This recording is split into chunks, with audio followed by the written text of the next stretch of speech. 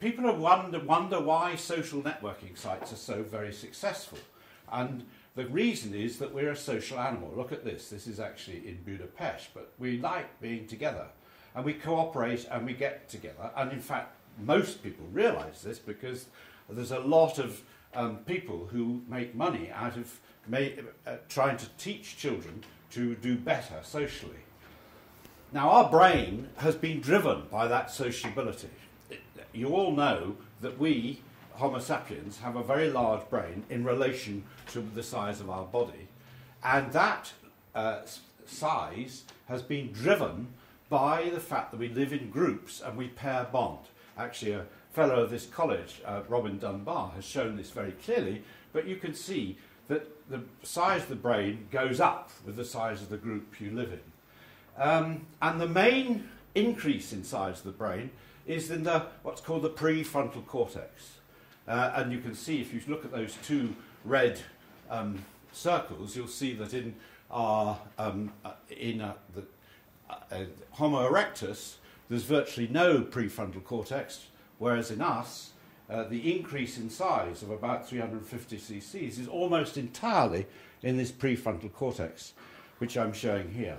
And this is actually the last piece of the brain to develop in terms of its connectivity. It's not fully developed until the age of about 20 to 25. And the areas I want to talk about are two, actually three.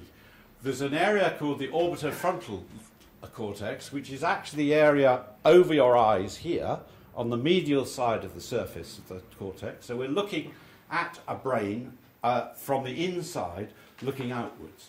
And you see here's the orbitofrontal cortex, and I'll talk about that in a moment, and another area which is quite near the hippocampus called the amygdaloid. These two parts of the brain are very important. The amygdaloid, you probably all know, is the place where, which is one of the interfaces between emotion and action. And it's known to be the place which registers stress, disgust, fear, rage.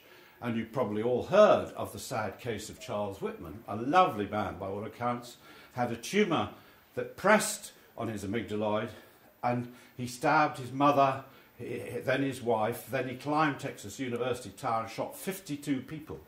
And it was because he had a large tumour pressing on his amygdaloid nucleus. Now, I'm not saying that any of the hubris people are as bad as that, but you can see that if something goes wrong with that part of the brain, you are going not to be able to function socially completely normally.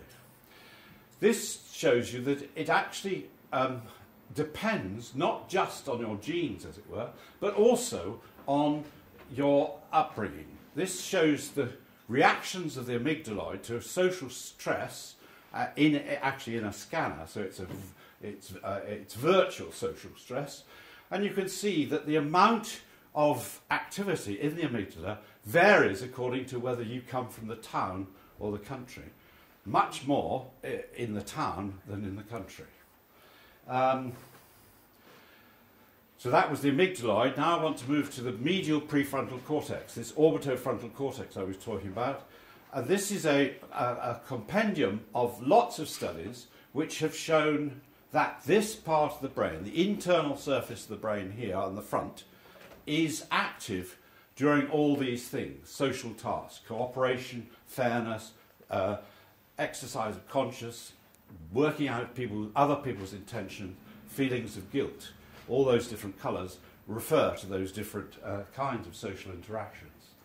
And again, you find that this is modulated by your past experience. So the early life urbanicity score, the higher the urbanicity is, the more you are going to react in your anterior cingulate. Now, which is a part of this medial prefrontal cortex. Now, what we know is that the anterior cingulate is responsible for weighing the expectation of events. So it alters your weight of expectations and is one of the important ingredients to making decisions, as I'll show now.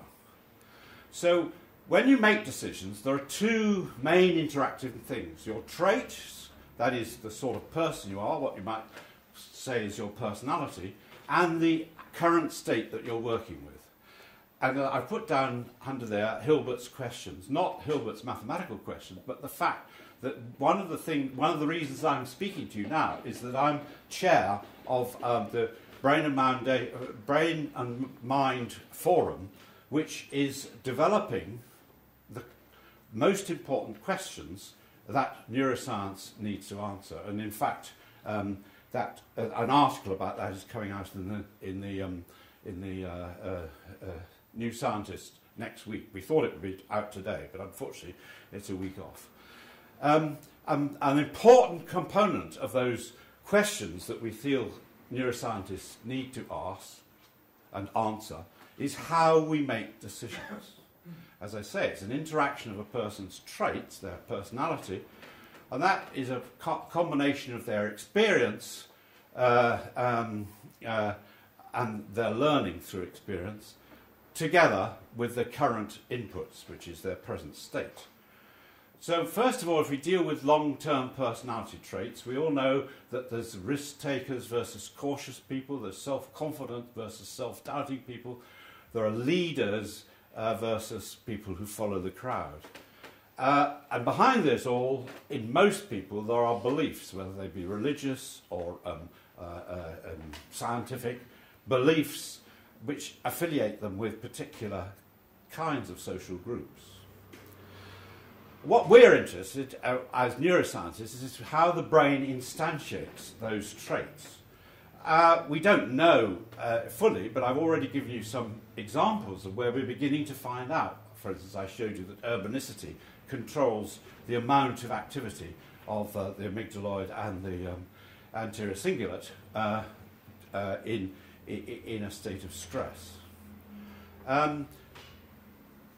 In the near future, I predict that we'll know much more about how personality traits are actually instantiated in the brain, because we have we have many new techniques, but two of them that are particularly relevant to this is one called functional connectivity, where you can put the person's head in a magnet, jaggle up the protons, get a signal out, which is equivalent to the amount of blood flowing in a different part of the brain. We know that different parts of the brain manage to control the amount of blood that they receive according to the amount of activity. So if we can work out the kinds of ways in which one part of the brain affects the blood flow in another part of the brain, that's called functional connectivity, we can begin to see differences between people with different personalities, and there's quite a lot of work on that already. Another even newer thing is that if you just get people to do nothing in particular, then the brain is going to be idling, but in that so-called default state, different parts of the brain are going to be more active than others, and it turns out that the different parts of the brain, in particular the prefrontal cortex and the amygdaloid, which is deep in there, those two correlate even when a person's doing nothing in particular and they're not in any emotional state or anything, they correlate with that person's personality. So we're beginning to work out the way in which traits are represented in the brain. Current states that have an effect on people's decision making are all weighed up by a interaction between the limbic system, which David mentioned earlier, which is very much driven by things like noradrenaline and dopamine, and those provide the emotional imperatives. Then the value of what you're going to do, measured as the likely reward, which is coded, we now know, in this orbitofrontal cortex that I was talking about, where you have the expectation of what's going to happen in the anterior cingulate. You have the value in terms of what the reward will be of making a decision in a particular direction, and that's coded in terms of the amount of dopamine that's released. You have the prior likelihood of that a particular outcome, which you learn through experience, and that again, as I said earlier, is represented in the anterior cingulate, or calculated in the anterior cingulate. And then you have the risk of negative outcome, which is coded by the amygdaloid. Now, we have in mind to start a project which will look at these interactions by means of magnetoencephalography. This is a new technique which allows you to examine not the chemical activity, but the electrical activity of the brain. The electrical activity of the brain is how it communicates with each other. I'm an electrophysiologist, so I have a bias in the opposite direction to David. I'm more interested in the sparks, as they say, than the soup. The soup is the chemicals. But the nice thing about magnetoencephalography is that you have millisecond precision, and you also have millimeter precision. So you could say when things are happening with millisecond precision, and you can say where they're happening with millimeter precision. So you can tell the order of things that are happening, where they're happening. So you can look, you can concentrate on, let's say, the amygdaloid, the anterior cingulate, the prefrontal cortex, and see which gets activated when in order to make decisions. So we can record with Meg these signals in these areas during decision making. We can then manipulate the stress under virtual reality. We're going to choose executives, we hope, and I'm told that they'll volunteer in hundreds because they're more interested in their own brains than anything else. We'll do a personality inventory on them. We will then stress them under virtual reality, the effect of varying levels of emotional and social stress, uncertainty and risk, which we can set up in virtual reality, which, as any of you have been in virtual reality, it becomes remarkably real. It may be virtual reality, but you feel it's real. And with recording the MEG signals, we can hope that when we see the order and the size of the signals in these various areas, and then we correlate it with the success or rationality of their decisions, that we'll know a lot more about how these decisions are made. So this is the project that I'm particularly interested in. Now I want to say a few words right at the end on leadership. Now there are some leaders who simply tell people what they want to hear.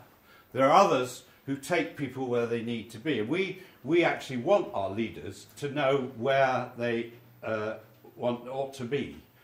And that means that actually people often actually desire hubristic leaders because they have confidence, they have certainty, they make decisions, and they don't shilly-shally. They don't have a herd mentality. They make the herd, they lead the herd, and they often have charisma. And many of you might remember the film 12 O'Clock High, which showed that a nice people-orientated approach failed in this squadron. Gregory Peck comes in as a horrible dictatorial bully, restores their pride, and the squadron is turned around and it ceases losing so many people. This was during the daylight raids in the Second World War. So people like, in a certain way, they may not like the people, but they like being led by people with hubris. However, if you've got excess hubris, as David was saying, if you have a messianic self-belief, if you're protected from the evidence of the mistakes you made, as Hitler, for instance, was, and I would suggest Tony Blair protects himself from the real evidence, it often leads to nemesis. Now, I think that from all the things that I've been saying and what you're going to hear about later, we'll soon know what the brain characteristics are that underlie hubris. But I want to leave in your mind a real problem. How will that help us? What will that actually enable us to do? Okay, so very quickly, I've been through why we've developed a social brain, what the centres are, how a very bit amount of how we make decisions, how these things interact, and a little on leadership. Thank you very much.